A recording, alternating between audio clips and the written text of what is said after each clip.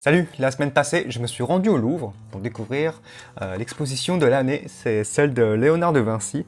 C'était magnifique. Dans cette vidéo, j'aimerais te partager quelques idées et leçons que j'en ai tirées de cette exposition, de cet artiste qui est mort depuis 500 ans et qui a tellement impacté le monde de l'art. Ça va vraiment t'aider, surtout dans ton art et tout comme moi, à savoir comment, surtout De Vinci s'est éloigné de son maître pour évoluer et devenir meilleur. Et en parler un petit peu de son maître aussi, comment lui a appréhendé le monde pour en faire un art et aussi son art. Alors, je te souhaite la bienvenue sur la chaîne de Hitart. On est ici sur une chaîne où on apprécie beaucoup tout ce qui est plutôt classique, tout ce qui est ancien et tout ce qui a du caractère et les jolies choses avec beaucoup d'esthétique. Et donc, si tu partages aussi la même vision, n'hésite pas à t'abonner en bas de la description et à mettre un petit like si tu apprécies la vidéo. Pour commencer, je vais surtout parler au départ d'une manière assez chronologique comme le livret qu'on m'a offert pour suivre le musée. Et donc à l'entrée du musée, c'était l'entrée du Louvre, où on avait l'impression de rentrer dans un tout nouvel univers. C'est ça que j'aime à Louvre en fait, c'est un petit peu comme des portails et tu choisis dans quel univers tu veux rentrer et je suis rentré dans l'univers de Léonard de Vinci. Et en fait, dès qu'on rentre, on découvre directement cette statue qui prend place au milieu de la première salle.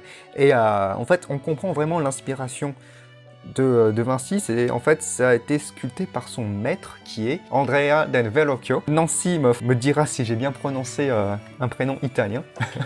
Et en fait, ce qu'on peut voir, c'est ce critique d'art. En fait, on a vraiment au départ une vraie traduction du caractère sculptural de la forme par De Vinci. Il a été vraiment influencé par son maître. C'est en fait passé beaucoup de temps à la sculpture, forcément.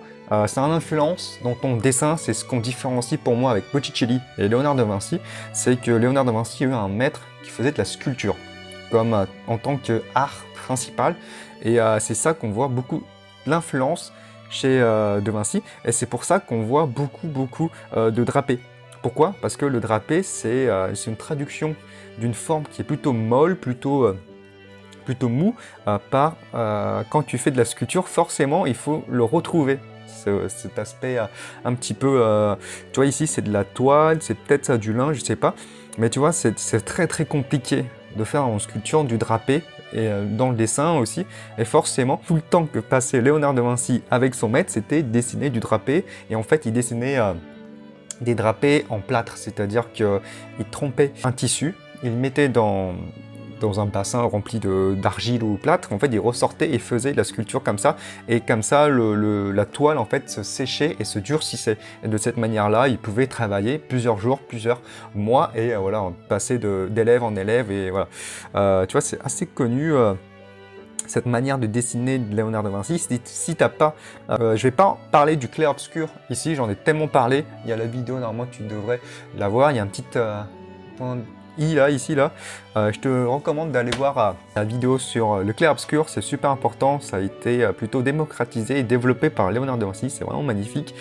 Et en fait, Léonard de Vinci passait son temps à dessiner les drapés quand il a commencé le dessin, parce que le dessin de drapé, c'est un petit peu comme créer de la vie, quoi. C'est par juste un simple drapé avec la main, en la maroquinerie, enfin dans l'imagerie de maroquinerie, on parle de la main, c'est-à-dire que, tu vois, par les plis, en fait, il faut qu'on puisse raconter la matière, donner l'histoire de la matière. Par exemple, si c'est du cuir, on doit sentir que c'est du cuir. Si c'est du tissu un petit peu fin, comme de la toile ou du lin, ben on doit sentir que c'est du lin. Si c'est du velours, on doit sentir que c'est velours. C'est comme si on touchait la matière par les yeux et qu'on sait c'est quelle matière.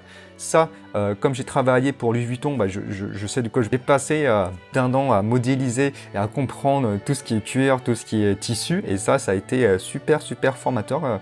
Voilà, je comprends pourquoi Léonard de Vinci aimait ça, parce qu'en fait, ça reste toujours très dur à faire, mais dans un processus où c'est toujours excitant de faire du drapé, parce que tu découvres des nouvelles formes, en fait, c'est toujours dans l'abstraction et dans la conceptualisation de ce que tu vois, et donc on s'ennuie jamais pour dessiner, parce que tu vois, il y a toujours une forme qui est une autre forme, qui est une autre forme, une autre forme, une autre forme, des milliers de formes. Ça change aussi du visage, tu vois, le visage, il y a toujours des yeux, une bouche et un nez, et pratiquement, même si peut-être que si tu es débutant, tu as encore du mal à voir des choses qui se répètent dans le dessin. Moi, à force de dessiner les gens, il y a vraiment cet aspect où tu t'ennuies un petit peu parce que tu revois toujours les mêmes physionomies, toujours les mêmes traits du visage qui reviennent à chaque fois. Et donc le drapé, c'est super intéressant de le travailler. J'ai rarement dessiné le drapé, mais je pense que ça va y revenir. Ensuite, à savoir aussi qu'on a, tu vois, je t'ai parlé du drapé, mais en fait, autour de cette sculpture, tu avais un drapé là, un drapé là, un drapé là. Tu avais environ 20 dessins de drapé. À la fois, on savait même plus si c'était le maître ou l'élève qui dessinait le drapé. Et ce qui veut dire, ça c'est important. Ça c'est important, il faut que tu comprennes que même si Verrocchio était très bon sculpteur, il dessinait toujours les bases de la sculpture. C'est-à-dire le drapé, il s'entraînait toujours, même s'il maîtrisait déjà ça. Il y a aussi un truc très important à savoir, c'est que la sculpture, quand elle est à l'état d'art, il faut pas oublier aussi, c'est ça que j'ai aimé et c'est ça que j'ai trouvé intelligent de la part je sais pas comment ça s'appelle, hein, du metteur en scène de l'exposition, c'est que il a, tu vois, si tu vois ici l'ombre, tu remarques bien, on a une lumière qui va là, qui tape la sculpture et ensuite qui se projette sur le mur. Et ça, c'est super intéressant parce que la sculpture, c'est comme le dessin, la silhouette est la chose la plus importante. C'est là que tu comprends que tout l'aspect de la narration doit être compris par la silhouette. Et c'est vraiment important. Et c'est justement ici, c'est la première fois que je voyais quelque chose d'aussi frappant. C'est, tu vois, tu comprends l'histoire ici, mais ici aussi, tu peux comprendre l'histoire. Même si on ne voit pas ce personnage-là, mais on comprend la symbolique très chrétienne de cette silhouette. Et c'est ça que j'ai vraiment trouvé astucieux et très intelligent de la part du metteur en scène, entre guillemets, de cette exposition. Ensuite, ce que j'ai beaucoup adoré aussi dans l'exposition, c'est qu'on retrouvait aussi les croquis de recherche. De Vinci faisait beaucoup de croquis de recherche, tu vois, comme ici là, tu peux le voir, j'ai pris, en fait, il y en a eu plein, hein, des petits croquis comme ça, mais celui-là, il est intéressant, c'est que De Vinci était quelqu'un plutôt, il savait pas trop ce qu'il faisait, il avait une idée générale, mais il faisait toujours des petits changements, par exemple, la personne qui regarde à droite, après qui regarde à gauche, qui changeait comme ça, et c'est vraiment en connaissant et en étant très bon en anatomie que tu peux comprendre ces choses-là. Aussi, il était porté sur le mouvement avec son maître parce qu'on était forcé d'être très dans le mouvement. Pourquoi c'est important le mouvement? Parce que même en sculpture, on doit sentir cet effet de mouvement quand les choses ne bougent pas. Et c'est ça qui est la magie et l'obsession pour un sculpteur, c'est donner du mouvement sur des choses figées. Ensuite, j'ai trouvé ça intéressant aussi de te montrer, tu vois, ici, c'est l'étude des deux mains très connu de Vinci, et je t'ai pris en photo ma main aussi. En fait, c'est plutôt petit, hein. Ça avait un petit peu comme ça, c'était un petit bout comme ça. C'était un bout de papier comme ça, de là à là. Et voilà, c'était intéressant de voir à quel format de Vinci dessiné, c'est pratiquement A4. Peut-être ça vient de lui, on ne sait pas. Je sais pas trop, je connais pas trop l'histoire du A4, mais ensuite, ce que j'ai bien aimé aussi, c'est qu'on voyait à partir de quel moment De Vinci s'est détaché de son maître. Et ça, c'est extrêmement important dans la vie d'un artiste, c'est à quel moment il dit au revoir à son maître. Mais bon, je pense pas qu'on connaît trop les histoires de Léonard de Vinci à cette époque-là, mais voilà, on commençait à voir qu'il peignait, en fait, qu'il avait cette envie de peindre et de mettre en valeur justement le sujet principal et d'assombrir le fond. En fait, De Vinci, à force de dessiner les gens, je pense qu'il commençait à tomber amoureux de ces sujets. Et il voudrait surtout pas trop disperser justement cette attention par rapport au spectateur et donc à mettre toujours en valeur le sujet, le modèle, et c'est ça en fait, toute cette forme de mise en valeur de la personne, et c'est ça que j'apprécie chez Léonard, c'est juste la personne, ça suffit en elle-même pour faire un chef-d'œuvre. Et juste avec l'émotion, comme on avait dit dans la vidéo de Léonard de Vinci, où il prêtait vraiment beaucoup d'attention au travail des yeux. Et c'est pour ça qu'on a quand même Mona Lisa, je pense, c'est parce que lui, il arrive à tout mettre dans une seule, enfin à tout mettre, à tout miser justement dans la personne. Et je pense que c'est surtout comme ça, de cette manière-là, qu'on retient justement les œuvres de Léonard de Vinci. Pour terminer la partie sur la liberté, j'ai pas aimé la fin de ce texte quand le critique d'art disait que Léonard de Vinci commençait à avoir une tendance à pas finir ses œuvres, et du coup il a dit Saint Jérôme en est un pathétique témoignage. Je trouve pas, je pense que c'est quelqu'un qui a écrit mais qui est passionné de l'art mais qui n'a jamais peint. Ça je trouve c'est un petit peu dommage, les critiques d'art je les trouve un petit peu trop premier de la classe. Tu as un devoir et ton devoir c'est de le finir. Parce que Léonard de Vinci, c'est un artiste et aussi ce qu'on appellerait de nos jours un freelance. C'est-à-dire qu'à un moment où tu es célèbre, à un moment où tu as la gloire, à un moment où tu es maître de ton art, tu fais ce que tu veux. C'est-à-dire que dès que tu en as marre de quelque chose, bah, tu passes à autre chose. Hein. Il n'y a rien qui te retient, il n'y a pas de devoir, tu n'es pas payé pour vivre en fait. Parce que je pense qu'il vivait déjà de son art, mais d'une manière tellement comme Britney Spears, quoi. Même s'il fait une faute, il n'est pas soumis à l'argent. Je pense que c'est ça aussi qui est la vraie liberté, c'est qu'il n'est pas soumis à l'argent et qu'il n'est pas soumis aussi à l'envie, à sa propre envie créatrice de plaire aux gens et de finir ses œuvres. D'une autre manière, mais ça on parlera une autre fois, c'est la créativité, c'est surtout le résultat de tes œuvres. Bon, ça c'est une autre histoire, on en parlera plus tard, donc abonne-toi si tu veux pas rater cette vidéo-là. Ensuite, dans une autre salle, on commençait à découvrir des choses où voilà, là on accède, enfin là, Léonard de Vinci est dans son art le plus, que je trouve plus poussé, avec la salle d'à côté où on avait Mona Lisa, enfin une réflectographie de Mona Lisa. Réflectographie, c'est qu'on pouvait voir en dessous des toiles, c'est-à-dire que de Vinci, souvent il faisait un dessin et il peignait autre chose. À quelques détournements près, mais ça changeait le sens du tableau. Je te l'ai pas montré. Bah, en fait, au début, j'ai pas remarqué. C'est en lisant le livret que j'ai remarqué. C'était intéressant aussi. Très très beau ce tableau. Bah, c'était ce tableau-là. Bah, c'est Saint-Jean-Jérôme. Ensuite, on avait aussi ce que j'adore surtout dans cette exposition, c'est qu'on avait l'impression aussi d'être dans l'atelier de Vinci, qui faisait déjà beaucoup de grisaille avec le blanc. Et ensuite, on avait le tableau qui était final ici, là. C'était magnifique ce tableau-là, il est magnifique, en grand et tout, avec deux poutres qui servaient de cadre, et on avait vraiment cette impression sacrée, magnifique, et enfin c'est tout de même, on avait une belle fusion des savoirs, de l'artisanat, du talent quoi, de l'époque, avec tu vois, le travail du bois, le travail magnifique, hein, le contour, et je pense, j'y connais rien en menuiserie, mais rien qu'à faire un arc. Une arche comme ça, là, en bois, ça doit être compliqué. Et assez magnifique. Déjà qu'en 3D, c'est compliqué de faire ça, j'imagine pas en vrai. Voilà, c'était magnifique. Les gens étaient vraiment accrochés par le tableau. On avait beaucoup de recherches aussi sur le tableau. Tu vois, ici, là, on avait déjà le cadre, l'idée de composition et plein d'idées, tu vois. Léonard de Vinci faisait déjà beaucoup de croquis. Il peignait pas directement sur le tableau, il faisait beaucoup de recherches. Ça, c'est important, hein. C'est encore maintenant qu'on fait comme ça, les recherches graphiques pour les films, les dessins animés, tout ça. Hop, voilà, faudrait que j'apprenne à prendre des photos, mais j'aime pas prendre des photos dans les expositions. Bah, moi, je prends pour toi, c'est une forme de partage, mais j'aime pas prendre, mais j'aime plus prendre le temps de regarder. Je suis pas quelqu'un qui voit un tableau qui prend en photo, qui voit un tableau qui prend en photo. Je trouve ça débile, ça n'a plus aucun intérêt. Enfin, tu perds le sens, enfin, tu perds l'ambiance, tu perds un petit peu de tout, quoi. Tu n'es pas dans l'exposition, mais tu es photographe. Voilà, c'est mon avis.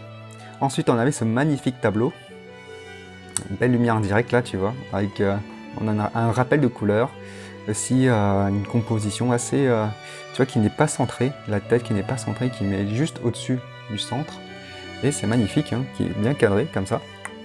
J'ai beaucoup adoré ce tableau-là. Même si c'est pas celui qui m'a le plus marqué. Mais voilà, il est joli, il est très joli en vrai. Je t'invite surtout à le voir en vrai et pas dans une simple reproduction. Ensuite, celui-là, il est magnifique. Je pense c'est vraiment ça que Léonard de Vinci a toujours voulu peindre. Je pense qu'on arrive peut-être au summum de son art avec Mona Lisa. Tu vois, cet aspect de clair-obscur qui est magnifique. On comprend limite la simplicité de la forme. On a une personne, tu vois, qui pourrait sortir du tableau avec le noir qui simplifie vraiment et qui met en valeur la personne, quoi. C'est magnifique, j'adore.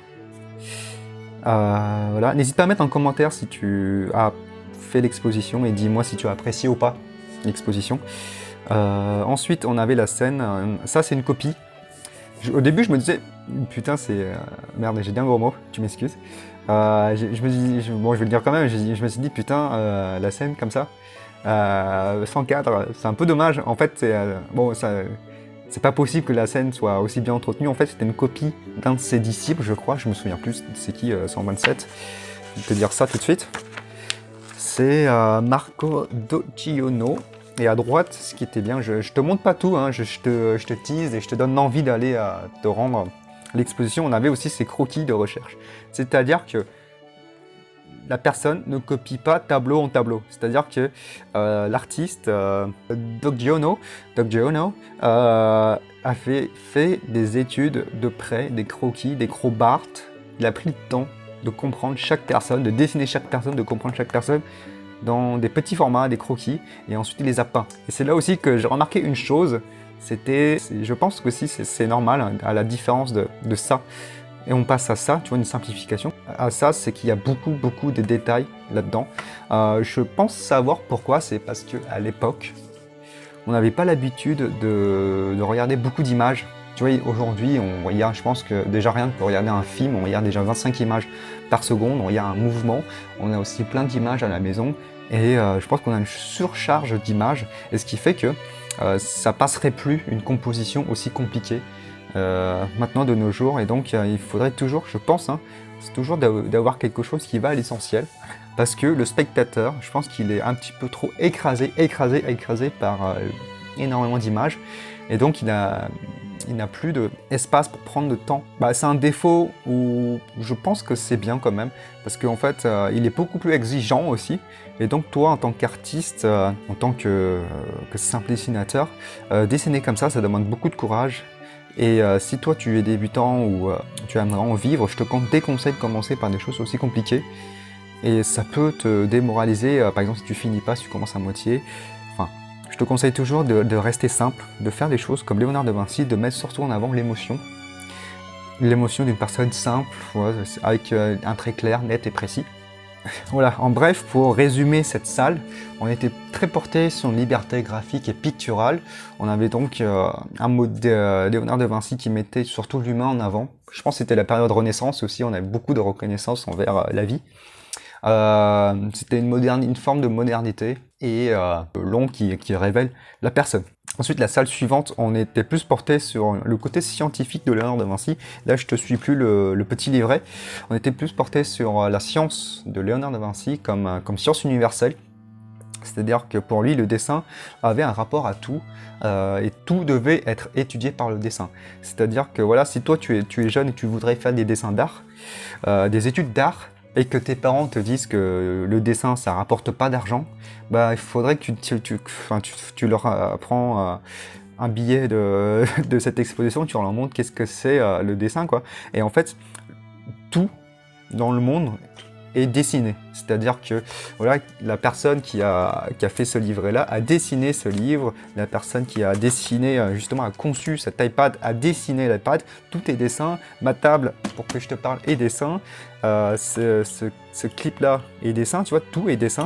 Donc forcément, un bon dessinateur doit s'intéresser à tout. Malheureusement, pourquoi malheureusement? Parce que plus tu te disperses, moins c'est bien.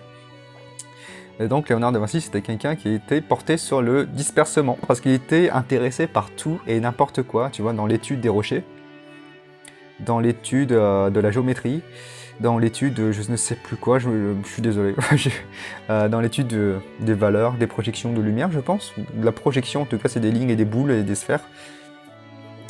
Il était aussi porté sur le travail des arbres. Tu vois, il l'analysait. Il connaissait le fractal des arbres avant que ça a été inventé, je pense. Parce qu'il dessinait, tu vois, d'une manière très fidèle, les branches d'arbres. Qui est prêt à dire ça? Tu vois, de nos jours, on apprend plus. On va plus sur YouTube pour taper comment dessiner un arbre au lieu d'aller dehors et étudier une branche. Ensuite, de le dessiner sans feuilles. Enfin, il était capable de modéliser son apprentissage pas à pas, et c'est ça que j'ai vraiment adoré dans cet artiste. Ensuite, il étudiait aussi les oiseaux. C'était intéressant, c'est marrant de voir quelqu'un qui va aussi loin que l'étude de l'animation, enfin plutôt des mouvements de vol des oiseaux. Il faisait aussi beaucoup d'architecture. Bon, il était connu pour faire ça, hein. C'était très intéressant, tu vois. Il arrivait à modéliser, en dessinant ça, il arrivait à modéliser le plan, quoi. C'était super de voir ça. Magnifique de voir ce genre de choses. C'est dommage qu'on peut pas feuilleter le bouquin. Bon, après ça c'est un petit peu classique, on va dire. Il était connu aussi pour être bon en anatomie, sinon il n'aurait pas pu dessiner aussi bien les modèles. Voilà. Ensuite, quand tu vois, quand un peintre fait une étude d'une personne avant de le peindre, bah, il dessine un petit peu dans tous les sens. Il essaye de prendre le meilleur, on va dire, le profil d'une personne. Voilà, ça c'était une recherche pour un de ses tableaux. Magnifique. Tu vois de près, tu vois comment il dessinait les doigts. Juste des petits traits. Juste, il dessinait ce qu'il pensait avant, de simples choses, et il rajoutait des détails de plus en plus. Cette sculpture, c'est pas de lui, c'est un de ses inspirations. Je sais pas pourquoi c'est là, mais en fait, tu vois, il y a de la peinture derrière. J'ai beaucoup aimé cette sculpture. Elle était très romantique avant d'être romantique. Mais en fait, si tu regardes bien une sculpture, bah, en fait, ça me permet de te présenter pourquoi une sculpture est bien. Une sculpture est bien, c'est pas parce qu'il y a beaucoup de détails dans la forme, c'est par la silhouette. Je répète encore, c'est par la silhouette, tu vois, si tu remarques bien, la silhouette, c'est ce qui donne la forme. Et tu vois, cette forme-là, ce trait-là dynamique, du nombre porté dessin, une projection ici. Et ensuite, on a de plus près une forme en zigzag comme ça, c'est vraiment magnifique. C'est ça qui crée la beauté d'une œuvre, d'une sculpture. Et quand tu passes de très près, tu vois, par le détail, en fait, c'est par la silhouette qu'un sculpteur réussit à modéliser justement une forme. Tu vois, cette forme-là, cette ombre-là, elle est magnifique, hein. Je pense que le sculpteur a passé des milliers d'heures à avoir une courbe aussi magnifique pour la jambe. C'est magnifique. Voilà, je peux te partager une petite sculpture. Ici, c'est une chaîne de dessin, mais moi, je suis surtout porté par la sculpture que le dessin. C'est justement le dessin qui m'a permis... Enfin, c'est surtout la sculpture qui m'a poussé au dessin pour m'améliorer en sculpture. C'est pour ça que j'aime le dessin, parce que dans une certaine forme de travail et dans l'étude du dessin, on s'améliore en sculpture. Du coup, ça fait ça, et c'est vraiment magnifique. Bon, elle est un petit peu trop musclée. Bon, ça, c'est le goût de l'époque, peut-être. On ne sait pas trop. Ensuite, ce qui est drôle, c'est que, si tu remarques bien, je me souviens plus de la date, 1669, pierre noire, lavis gris et réau de blanc, vert, 1507-1510. C'est-à-dire que 9 ans avant sa mort, De Vinci faisait encore de l'étude de drapé. En fait, là, j'ai tout de suite compris pourquoi c'était un très bon artiste. C'était quelqu'un qui aimait dessiner, c'était quelqu'un qui aimait répéter, et toujours harmonieusement, et travailler toujours aussi bien. Tu vois, c'est comme s'il il jouait le match de sa vie à chaque dessin. Et je pense que c'est pour ça qu'il est bon dans tout ce qu'il fait. C'est pour ça qu'il peut se permettre aussi d'abandonner, parce qu'il y a toujours des nouvelles choses à faire, et c'est quelqu'un de toujours au top. C'est pour ça que je trouve pathétique de dire que c'est pathétique qu'il finit pas ces choses. Voilà, c'est aussi accessible à toi, parce qu'en fait, il n'y a pas vraiment de secret, en fait, il y a juste dessiner, apprendre, dessiner de plus en plus, et c'est vraiment magnifique. Voilà, l'étude de drapé encore. Et ça, c'est intéressant aussi. Je pense que la personne qui a organisé l'exposition avait compris ça. Et c'est important de le mettre, donc je te le partage aussi. Donc je t'invite aussi à aller le voir. Ensuite, Léonard de Vinci, à la fin de sa vie, par je ne sais plus qui, est-ce que c'est écrit? Bon, bah je suis désolé, je ne sais pas qui a dessiné Léonard de Vinci ici. Bon, si tu sais qui c'est, tu me dis en commentaire. Et donc, j'espère que tu as apprécié la vidéo. On remonte un petit peu les images à l'envers. Du coup, si tu as apprécié cette vidéo-là, n'hésite pas à mettre un petit like. Si tu as des questions, ou si tu as apprécié l'exposition, ou si tu as détesté l'exposition, partage-moi ton avis dessus. Moi, je te dis à la prochaine, et n'oublie pas de t'abonner. Et il y a plein de vidéos aussi sur Ita. Et il y a aussi un lien en description caché. Partagera beaucoup plus d'informations sur les dessins et la peinture. Je te dis à la prochaine. Salut!